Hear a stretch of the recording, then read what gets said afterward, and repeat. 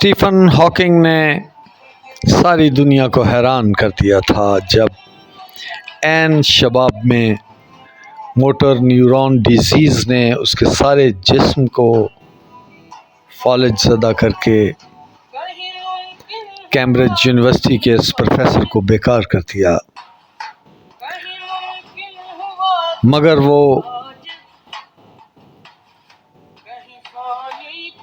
آنکھوں کی پلکوں سے کتابیں لکھنے لگا۔ آئنسٹائن سے ایک قدم آگے بڑھا، آئنسٹائن سے اختلاف کیا اور اپنے موقف کو ثابت کیا۔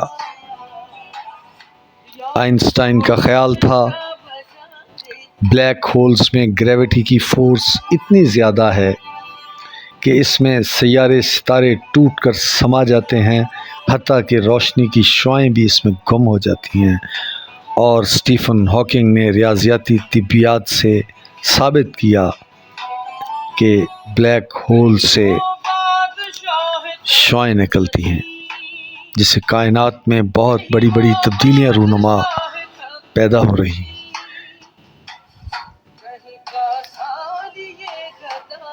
ان شعاعوں کی دریافت پر اسٹیفن ہاکنگ ہمیشہ نازاں رہا اور اس کو سب سے بڑی اچیومنٹ قرار دیا، اپنی زندگی کی سب سے بڑی اچیومنٹ۔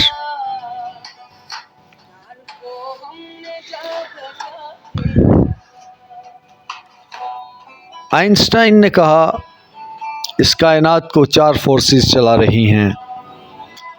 اسٹیفن ہاکنگ نے اختلاف کیا اور کہا نہیں، اس کائنات کو صرف ایک فورس چلاتی ہے۔ جب اس سے پوچھا گیا کیا وہ خدا ہے، اس نے انکار کر دیا۔ اس کا خیال تھا اس طرح سائنس کی ترقی رک جائے گی۔ اسٹیفن ہاکنگ بھول گیا کہ کتنے سائنسدان خدا پر ایمان رکھنے کے باوجود کیا کیا کچھ دے کر اس دنیا سے گئے، ایمان ان کی راہ کی رکاوٹ نہیں بنا۔ اسٹیفن ہاکنگ ایک آنیسٹ ذہن کا مالک تھا،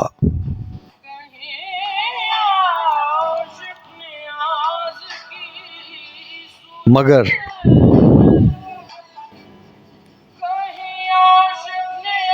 جب کوئی خدا کو تلاش نہیں کرتا تو خدا پاتا بھی نہیں، اور خدا اتنا ارزاں بھی نہیں۔ اسٹیفن ہاکنگ فزکس کی لیب سے باہر نہیں نکلا اور خدا نے اپنا فیصلہ سنا دیا کہ جو دنیا چاہتا ہے اسے دنیا دے دی جاتی ہے۔ اسٹیفن ہاکنگ نے جو تلاش کیا خدا نے اس کو دے دیا۔ وہ فزکس کے تالاب میں تیرتا رہا اور خدا نے اسے وہیں رکھا۔ وہ خدا کا فیصلہ ہے کہ وہ کسی کی محنت کو ضائع نہیں ہونے دیتا، لہذا اسٹیفن ہاکنگ نے جان لیا کائنات ابھی نامکمل ہے، پھیل رہی ہے، بلیک ہول سے نئے نئے سیارے جنم لے رہے ہیں، ان کی ریڈیشن سے کائنات میں بڑی بڑی تبدیلیاں ہو رہی ہیں، اور اس کائنات کو توازن ملتا ہے فنڈامنٹل اسٹرنگس کی وائبریشن سے، یہ بھی جان لیا اس نے، اور یہ بھی جان لیا کہ یہ دنیا ملٹی ورس ہے،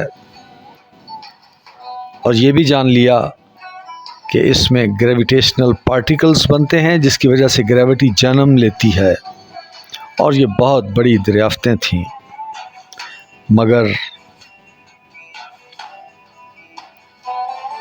اسے صرف فزکس اور ریاضی آتی تھی۔ خدا نے اسے وہی نواز دیا، اسی کی دریافتیں، اور خدا کا فیصلہ ہے کہ اللہ کی باتیں نہیں بدلتی، اور خدا کا فیصلہ ہے کہ انسان کے لیے وہی کچھ ہے جس کی وہ صحیح کرتا ہے۔ اور دوسری طرف خدا اسی سائنسدان کے ہاتھوں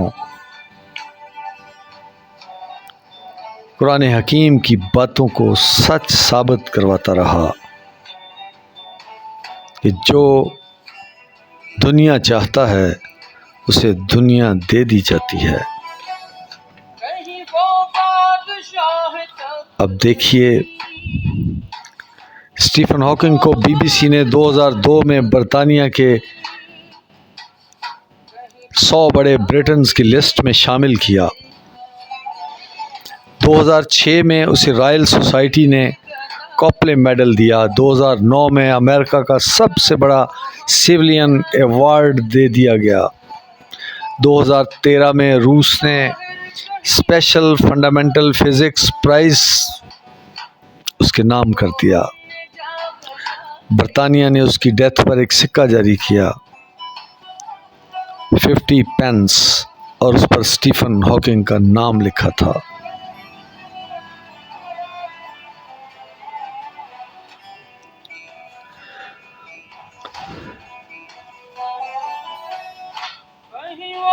یہ تھا وہ سب کچھ جو اس نے لے لیا۔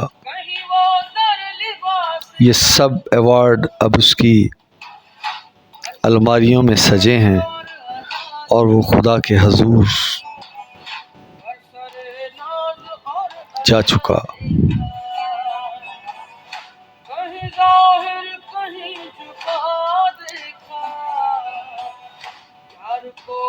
اور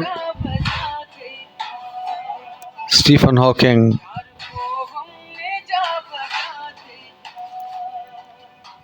قرآن نہ پڑھ سکا۔ اگر وہ قرآن پڑھتا تو سورۃ واقعہ کی آیت 75 پر ضرور رک جاتا، جس میں لکھا ہے اور جس کا مفہوم ہے، پس میں قسم کھاتا ہوں ستاروں کے گرنے کے مقام کی۔ یہ آیت پڑھ کر وہ ضرور جان جاتا کہ ستاروں کے گرنے کا مقام تو بلیک ہولز ہیں، اور صدیوں پہلے کسی انسان کو اس کا علم نہیں ہو سکتا۔ یہ خدا کے سوا اور کوئی نہیں کہہ سکتا۔ لیکن اسٹیفن ہاکنگ مطالعہ قرآن سے محروم تھا، ورنہ وہ ایک آنیسٹ آدمی تھا، فوراً اپنا ذہن بدل دیتا، لیکن اس کو یہ موقع ہی نہیں ملا۔